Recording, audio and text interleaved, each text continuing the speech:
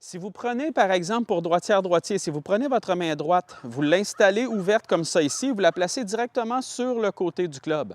Vous vous installez à la balle ou à côté de la balle, vous faites quelques swings de pratique en vous assurant deux choses, de garder la main relativement ouverte et de vous assurer que cette main-là reste appuyée sur le club. Donc, si je viens tourner comme ça ici à travers la balle avec ma main comme ça, ce que ça fait, c'est que ça va vous donner la sensation de comment vos poignets devraient arriver à l'impact. Ce que je veux dire, c'est que très souvent, lorsqu'on va avoir de mauvais contacts, c'est qu'on va avoir des poignets qui arrivent à l'impact se cassant un peu comme ça ici. Donc, si c'est votre problématique d'arriver à l'impact, votre poignet gauche vient se casser, le coude gauche vient se plier complètement, bien, ce truc-là va être super bon pour vous.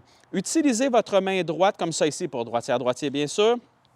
Vous placez votre main sur le côté comme ça et vous faites quelques swings en gardant cette main-là ouverte et en la gardant appuyée sur le club. Ce que ça fait, c'est que vous voyez à quel point mes mains, pour réussir ça, vous voyez à quel point mes mains doivent rester stables. Je ne peux pas venir casser comme ça ici. Pourquoi? Parce que ma main droite ne suivra plus du tout. Je ne serai jamais capable d'aller chercher cette bonne sensation-là. Ce que vous pouvez ressentir aussi quand vous allez faire ce mouvement-là, c'est, imaginez-vous, même principe, vous placez votre main comme ça ici sur le côté du club, mais imaginez-vous quand vous allez redescendre à travers la balle, que vous voulez venir montrer un peu là, la paume de votre main. Imaginez-vous que vous voulez venir la montrer un peu vers le sol lorsque vous arrivez à l'impact comme ça.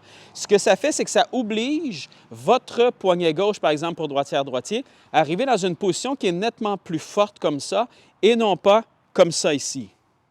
Donc, une fois que vous êtes prêt, si jamais vous voulez taper des balles, vous pouvez le faire avec cet exercice-là aussi. Donc, vous vous installez avec la main sur le côté du club comme ça. Et ce que vous voulez, c'est avoir l'impression qu'à l'impact, que votre main droite pour droitière-droitier reste sur le club et aussi que la paume de votre main vient vraiment un peu là, face au sol lorsque vous arrivez à l'impact. Et vous allez sentir tout de suite que la position de vos mains va être probablement beaucoup plus agressive que ce que vous êtes habitué, mais c'est exactement ce qu'on va aller chercher si vous avez les problématiques à l'impact, de faire un peu ce mouvement-là ici avec vos poignets qui viennent un peu là, flipper vers le ciel.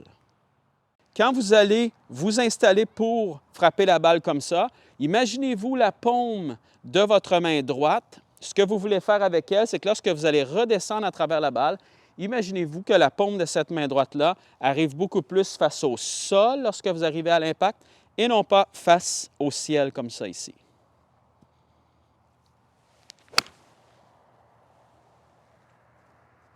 Et une fois que vous avez passé à travers la balle avec cette sensation-là ici de la main droite qui s'en va un peu vers le sol, donc la paume qui s'en va un peu vers le sol, bien là, c'est normal, comme on avait déjà vu auparavant, d'avoir la sensation là, que les mains viennent un peu se tourner et que le derrière de votre main gauche, donc en fait le logo de votre gant, vient un peu là, pointer vers quelqu'un qui est devant vous.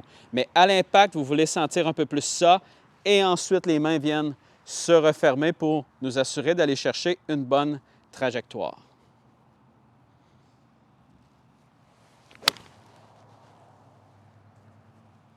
Si vous avez un peu moins de sensation à l'envoyer, par exemple, la paume de votre main droite vraiment vers le sol, bien, vous pouvez travailler à sentir un peu plus qu'elle s'en va vers votre cible devant vous. Ce que vous voulez vous assurer surtout, c'est de jamais l'envoyer un peu là, vers le ciel lorsque vous arrivez à l'impact. Mais c'est exactement la même chose avec le driver. Si je m'installe avec lui, par exemple, quand je vais m'installer à la balle comme ça, moi, la sensation que je veux avoir, bien sûr, je ne veux pas frapper la balle en descendant avec le driver. Donc, je ne veux pas sentir cette paume de main droite-là vers le sol à l'impact, mais je veux sentir qu'elle s'en va un peu plus vers ma cible devant moi. Donc, si je fais exactement la même chose, je m'installe à côté de la balle ici et je vais chercher exactement cette sensation-là. Moi, ce que je veux sentir, c'est ça. Vous voyez cette paume de main droite-là qui s'en va un peu vers ma cible? C'est un peu ça que je veux sentir.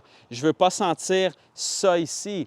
Et très souvent, les problématiques avec le driver, c'est justement qu'on vient frapper complètement en descendant. Si vous frappez complètement en descendant, ça va donner un peu ça ici. Vous voyez la paume de ma main droite qui est vers le sol. Donc, moi, je vais aller chercher la sensation que cette paume-là s'en va un peu vers ma cible devant moi.